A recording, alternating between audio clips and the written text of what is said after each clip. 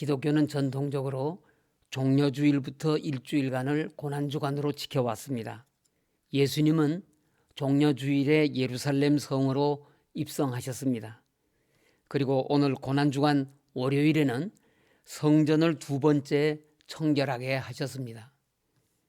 마가복음 11장 12절에서 14절 말씀에 의하면 예수님께서 예루살렘 성전을 두 번째 정화하신 사건이 있기 전에 무화과나무를 저주하신 사건이 나옵니다.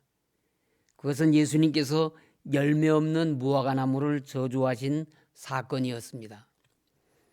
무화과나무를 저주하신 사건이나 성전을 청결하게 하신 사건은 둘 다 심판주 하나님으로서의 예수님의 모습을 보여주신 사건입니다. 그러므로 이 두 사건은 동일한 메시지를 담고 있습니다. 그 메시지는 다름 아닌 임박한 예루살렘의 멸망에 대한 예언적 메시지입니다. 무화과나무 저주 사건은 잎만 무성하고 열매 없는 무화과나무를 저주하심으로써 경건의 모양은 있으나 경건의 능력은 없는 이스라엘이 하나님의 심판을 받아 멸망할 것을 상징적으로 보여준 사건이었습니다. 그리고 성전 정화 사건은 마땅히 만민이 기도하는 집이 되어야 할 성전이 강도의 소굴로 변질된 것을 보시고 성전의 파산을 선언하신 상징적 사건이었습니다. 무화과나무 저주 사건에 대해서는 아직 무화과가 열매를 맺을 시기가 아닌데 어떻게 열매를 맺으란 말이냐고 반문하는 사람들도 있을 것입니다. 그러나 열매 맺을 때가 못 되었다면 잎사귀도 내지 말았어야 했습니다. 왜냐하면 무화과나무는 열매와 잎을 함께 내는 특성을 가지고 있기 때문입니다.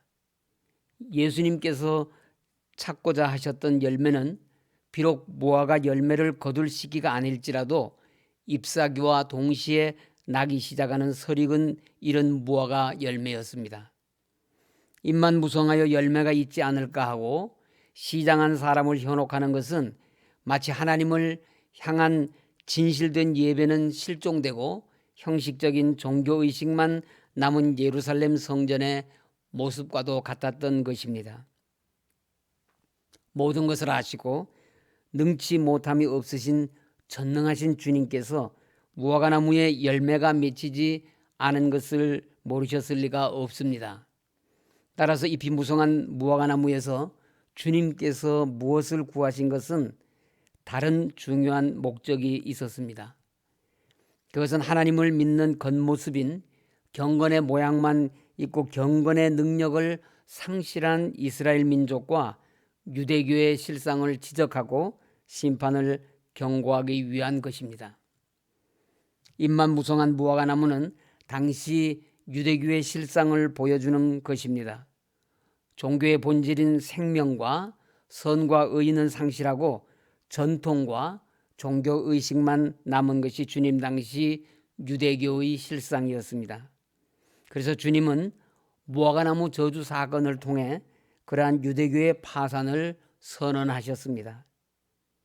열매 없는 무화과나무가 다음 날 뿌리째 말라버린 것처럼 예루살렘 성전도 주 70년 로마군에 의해 돌 위에 돌 하나도 남아있지 않을 정도로 파괴되고 말았습니다. 예수님께서 성전을 정화하신 것은 두 번입니다. 첫 번째는 공생의 초기로서 요한복음 2장 13절 이하에 나옵니다. 두 번째는 공생의 마지막 기간인 고난주간 월요일에 있었습니다. 첫 번째 정화 사건이 있었음에도 불구하고 여전히 성전 안에서 매매하는 자들이 들끓었던 것을 통해 당시 예루살렘 성전이 얼마나 타락했는가를 짐작할 수 있습니다. 마가복음 11장 15절 말씀은 복음서에서 예수님께서 완력을 행하신 유일한 사건입니다. 마가복음 11장 15절 말씀은 복음서에서 예수님께서 완력을 행하신 유일한 사건입니다. 예수께서 성전에 들어가사 성전 안에서 매매하는 자들을 내쫓으시며 돈 바꾸는 자들의 상과 비둘기 파는 자들의 의자를 둘러 엎으시며, 예수님은 시장터와 같이 강도의 소굴이 되어 더러워진 성전에서 장사하는 자들을 내어 쫓으시고 그 좌판을 둘러 엎으셨습니다. 당시 성전 뜰에는 온갖 가축들이 있었습니다. 그것은 제사용 제물을 성전 뜰에서 팔았기 때문입니다. 또 성전 뜰에는 돈 바꾸는 환전상들도 있었습니다. 대제사장들은 이방인의 돈을 하나님께서 받지 않으신다고 주장하여 환전상들에게 로마 화폐를 이스라엘 화폐로 바꿔주게 하고 거기서 많은 수수료를 챙기는 장사를 하였습니다. 거룩해야 할 성전이 가축들의 울음소리와 냄새, 상인들의 고함소리로 시장터같이 되어버린 것입니다.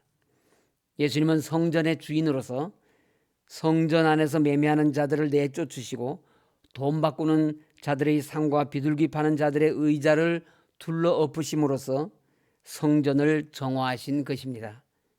성전은 하나님 임재의 상징적 처소로 만민이 기도하는 집이 되어야지 어떤 경우에라도 더럽혀져서는 안 되며 거룩하게 유지되고 보존되어야 했습니다.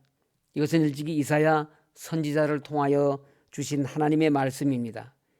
이사야서 56장 7절에서 내 집은 만민이 기도하는 집이라고 한 말씀은 하나님은 유대인만의 하나님이 아니시며 이방인의 하나님도 되신다는 뜻입니다. 이 말씀은 장차 이방인에게도 하나님을 경외하며 성전에서 예배드리는 것이 허용되리라는 예언의 말씀입니다. 예수님 당시 이방인이 예루살렘 성전에 들어갈 수 있는 곳은 이방인의 뜰밖에 없었습니다. 그러므로 이방인으로서 하나님께 예배드리기를 원하는 자는, 기도하기를 원하는 자는 이방인의 뜰에서만 할 수 있었습니다. 그러나 지금 성전은 온통 장사하는 무리들로 가득 차 있으니 특별히 이방인의 뜰 안에는 돈 바꾸는 자들과 제사 드릴 제물을 파는 자들로 요란하니 어디에서 예배를 드리고 기도할 수가 있었겠습니까? 그래서 예수님은 내 집은 만민이 기도하는 집이라고 가르치셨습니다.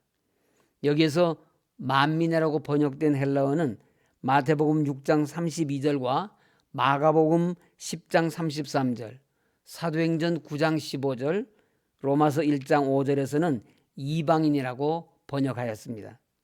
그러므로 내 집은 만민이 기도하는 집이란 내 집, 곧 성전은, 다시 말해서 성전이신 예수 그리스도는 만민, 곧 이방인이 기도하는 집이란 뜻입니다. 예수님께는 이스라엘 백성뿐만 아니라 믿는 자라면 누구든지 들어올 수 있다는 말씀입니다. 그 누구도 믿는 자를 예수님께로 나아갈 수 없다고 말할 자격을 가진 사람은 없습니다. 내 집은 기도하는 집이란 성전은 하나님과 우리의 만남의 장소라는 뜻입니다. 기도하는 시간에 우리는 하나님을 만납니다. 하나님의 음성을 듣고 하나님께 우리의 속 사정을 아뢰며 대화하면서 하나님과 교제하는 곳이 성전, 곧 교회입니다. 그런데 대제사장들과 서기관들은 성전을 강도의 소굴로 만들었습니다. 성전을 가리켜 강도의 소굴이라고 한 것은 예레미야 선지자를 통하여 하신 하나님의 말씀입니다. 예레미야 7장 11절 말씀입니다. 내 이름으로 일컬음을 받는 이 집이 너희 눈에는 도둑의 소굴로 보이느냐? 보라, 나하고 내가 그것을 보았노라. 여호와의 말씀이니라. 예레미야 당시 유대인들은 온갖 가증한 악을 행하고서도 성전에 나와서 겉모습뿐인 종교적 제사를 드리며 하나님의 위로를 기대하였습니다. 하나님께서는 이 같은 악을 행하고도 회개하지 않고 성전에 올라오는 자들을 가리켜 내 집을 도둑의 소굴로 만드는 자들이라고 책망하셨습니다. 하나님께서 만민이 기도하는 집이라고 하신 성전을 도둑의 소굴, 강도의 소굴로 만드는 것이 어찌 예레미야 시대나 예수님 당시 뿐이었겠습니까? 오늘날 교회는 어떻습니까? 오늘날 많은 교회는 기독교의 정신은 사라지고 기독교의 전통만 남아 있습니다. 교회에서 참된 예배는 없어지고 관광지가 되고만 교회들도 많이 있습니다. 복음의 진리가 빠진 기독교 전통은 잎사귀만 무성한 열매 없는 무화과 나무와 같습니다. 우리는 이것을 경계해야 합니다. 이 땅의 교회들이 전통과 형식만 남는 교회가 되어서는 안 됩니다. 우리 교회와 이 땅의 교회들이 주님의 십자가의 복음이 충만하고 그 복음으로 인해 영혼 구원의 새 열매가 풍성한 교회가 되어야 합니다. 주님의 사랑과 자비가 실현되는 복음의 생명력이 충만한 교회가 되어야 합니다. 그러므로 주님께서 사랑하시는 우리 서울교회 성도님들은 주님의 진리와 성령의 충만한 성도로 살아가도록 힘써야 합니다. 우리의 생명처럼 사랑하는 우리 서울교회를 주님의 의와 사랑의 공동체로 지키고 세워감으로써 주님의 뜻을 이루고 칭찬받는 성도님들이 되시기를 바랍니다. 말씀을 마치겠습니다. 우리 죄를 대속하시기 위해 십자가에 죽으시기 전에 예루살렘 성전을 청결하게 하신 주님을 이 시간 묵상하시기 바랍니다. 내 집은 만민이 기도하는 집이라고 하신 주님 앞에서 우리 자신이 기도의 사람인지 우리 자신을 돌아보아야 합니다. 우리 교회가 이 시대의 이방인인 그리스도 밖에 있는 자들을 믿음의 길로 인도하는 구원선으로서 만민이 기도하는 집으로 불리기에 부끄러움은 없는지 우리 자신을 돌아보아야 합니다.